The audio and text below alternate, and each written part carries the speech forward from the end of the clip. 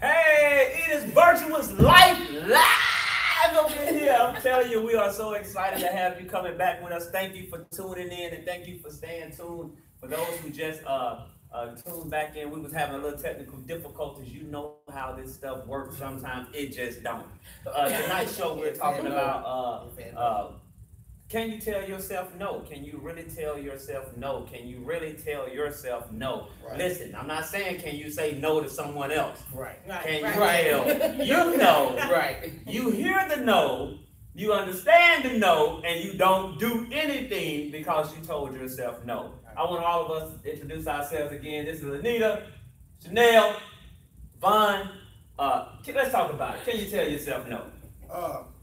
I want to go back to what you were saying earlier. I think it was is that we have to know when to say no to a point to where it's like saying no to the decision, no because it's not necessarily time to do in a relation and as it pertains to a relationship.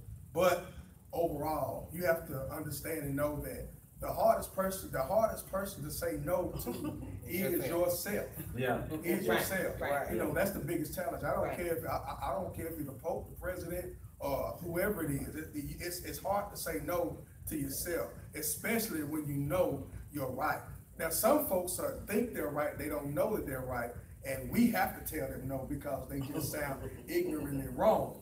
But when you know that, but when you know that you have the right answer, or you have the right statement or whatever it is, it's hard to tell yourself no, but sometimes you have to back up. You have to, like I said before, you have to know when to interject. That's in your relationship, that's man and wife, that's in a relationship with your friends, even in some church issues or discussions or whatever it is. You know, sometimes you gotta know when to back up, not to make somebody else look foolish. Let me bring that to the forefront now, because oftentimes we'll sit back and hold on to